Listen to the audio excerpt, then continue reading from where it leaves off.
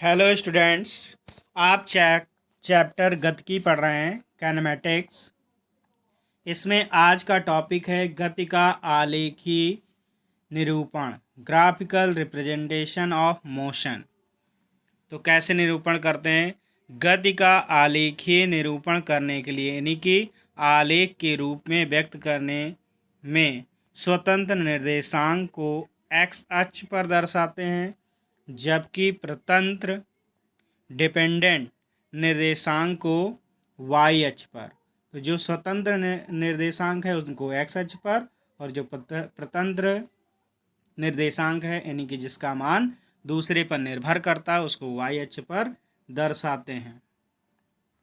समय के सदैव स्वतंत्र निर्देशांक होने के कारण समय को एक्स अक्ष पर दर्शाया जाता है। अब ग्राफ के ढाल तथा प्राप्त आकृति के क्षेत्रफल द्वारा अन्य भौतिक राशि प्राप्त होती है। ग्राफ के ढाल को टैन थीटा, जैसे एक्स अक्ष और वाई अक्ष है, और इसमें ग्राफ का जो ढाल है उसको टैन थीटा द्वारा रिप्रेजेंट करते हैं या ज्ञात करते हैं, जो वाई अक्ष तथा एक्स अक्ष पर ली गई भौतिक राशियों का अनुपात होता है। जब आकृति के क्षेत्रफल द्वारा वाई अक्ष तथा एक्स अक्ष पर ली गई राशियों का गुणनफल प्राप्त होता है, जो आकृति तथा उसके आकार पर निर्भर करती है। जैसे ये एक्स अक्ष है, इस पे समय को दर्शाया गया और इस पे किसी भी राशि को दर्शाया गया। अब ये ग्राफ इसके अनुपात को दिखा, तो यहाँ पर ये इसका क्षेत्रफल आ जाएगा। इसका क्षेत्रफल जो होगा वो गुणनफल, इन दोनों का गुणनफल होगा। अब पहला टॉपिक है इसमें स्थित समय आलेख, पोजीशन टाइम ग्राफ। तो क्या होता है? गतिशील वस्तु की विभिन्न क्षणों पर स्थिति यानी कि विभिन्न समय पर स्थित तथा उसके संगत समय के मध्य खींचा गया आलेख स्थित समय आलेख कहलाता है। मतलब अलग अलग समय पर उसकी क्या स्थिति है, तो उसकी स्थिति मतलब कितनी दूरी है, दूरी और समय के बीच में जो आलेख खींचा जाता है वो उसका स्थित समय आलेख कहलाता है। इस आलेख द्वारा वस्तु के वेग, उसकी एक समान चाल या असमान गति तथा त्वरण के धनात्मक या ऋणात्मक होने की जानकारी मिलती है। इससे स्थित समय आलेख के किसी बिंदु पर खींची गई स्पर्श रेखा ढाल टैन थीटा उस बिंदु पर वस्तु के तात्क्षणिक वेग को प्रदर्शित करता है, अर्थात tan theta equals to V. Tan theta हमेशा वी के इक्वल होगा।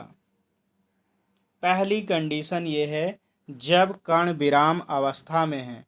तो विराम अवस्था में है यदि समय के साथ कण की स्थिति नियत बनी रहती है, मतलब कोई परिवर्तन नहीं होता है, अर्थात कण विरामा अवस्था में है, तो इस स्थित समय के सापेक्ष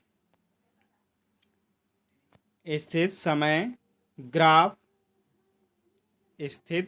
ग्राफ समय अक्ष के समांतर एक सीधी सरल रेखा होती है जिसका ढाल अर्थात वेग 0 होगा।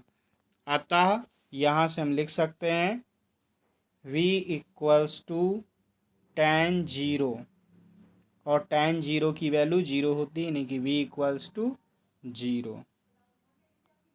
अब इसका ग्राफ भी देखिए, यहाँ पे ग्राफ दिखाया गया है दूरी और समय में। तो ये स्थिति देखिए, समय दिखाया गया आपको, समय इधर बढ़ता हुआ दिखाया गया, और स्थिति उसकी ये एक्स अक्ष है, एक्स दूरी है, वाई अक्ष है। तो ये चीज़ें कहीं परिवर्तन नहीं हो रही, वैसी की वैसी, अर्थात वस्तु विराम अवस्था में समय बदल रहा है लेकिन वस्तु की स्थिति में कोई परिवर्तन नहीं हो रहा है। नेक्स्ट, जब कण एक समान गति अर्थात समान वेग से गतिमान है तो क्या होगा? यदि कोई कण समान समयांतराल में समान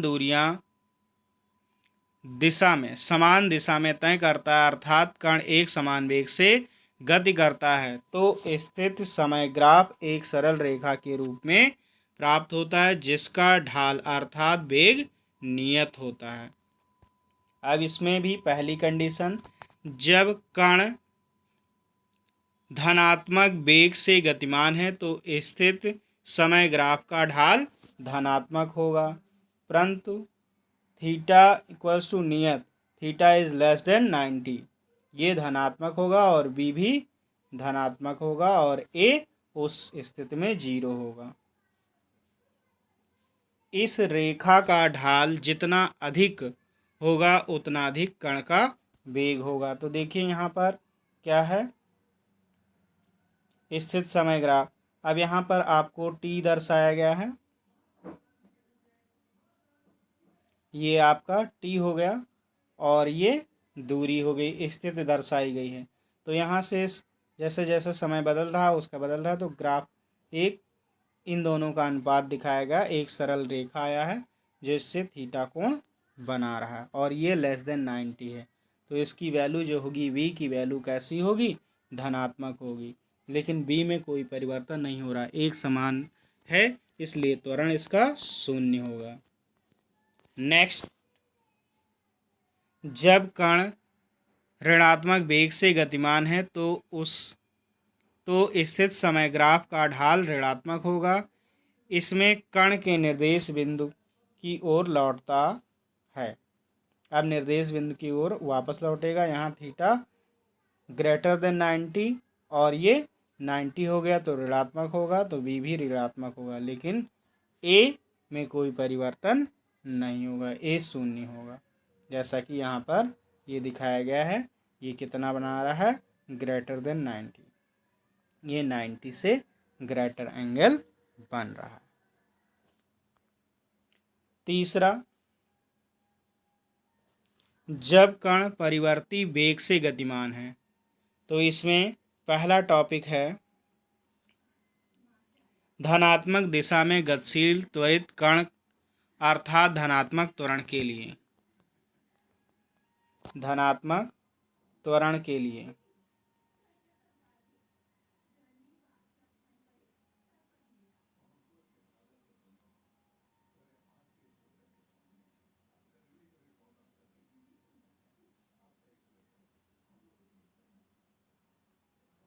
तो धनात्मक त्वरण के लिए यहाँ पर देखिए ग्राफ में क्या हो रहा है, टी और ये। तो यहाँ पर क्या हो रहा है, वेलोसिटी बार बार बदल रही है, यहाँ पर कुछ और है, यहाँ पर कोण कुछ और है, यहाँ कोण कुछ और है, थीटा का मान जो है बढ़ रहा है। तो थीटा का मान परिवर्तन हो रहा है तो स्थित समय में खींचे गए वक्र पर स्पर्श रेखा खींचे गए तब भिन्न भिन्न समय के संगत वक्र पर स्पर्श रेखा का ढाल अर्थात वेग भिन्न भिन्न प्राप्त होता है।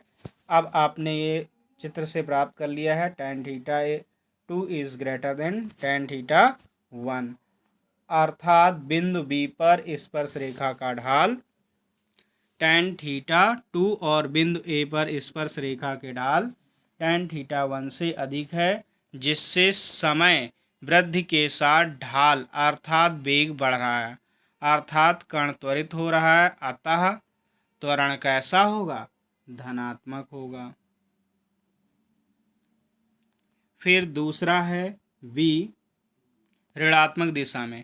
तो यहाँ पर क्या हो रहा है, दूसरा कोण जो है पहले कोण से कम है, यानी कि कोण घट रहा है तो यहाँ पर क्या हो जाएगा, ये लेस देन हो जाएगा, theta 2 is less than tan theta 1 अर्थात बिंदु बी पर स्पर्श रेखा का ढाल tan थीटा 2 बिंदु ए पर स्पर्श रेखा के ढाल से कम है, जिससे समय वृद्धि के साथ ढाल अर्थात वेग घट रहा है अर्थात कण मंदित हो रहा है, अतः त्वरण ऋणात्मक होगा। यह कण अंततः स्थिर हो जाएगा। और लास्ट टॉपिक है शून्य त्वरण के लिए। तो शून्य त्वरण के लिए एक सीधी रेखा होगी, पीछे भी डिस्कस कर सके हैं। वेग परिवर्तन तो होगा, वेग में कोई परिवर्तन नहीं होगा, जिससे त्वरण शून्य होता है। तो आज के लिए इतना ही। आप ये टॉपिक अच्छे से तैयार करेंगे और होमवर्क भेजेंगे, और इस वीडियो को लाइक करना ना भूलें।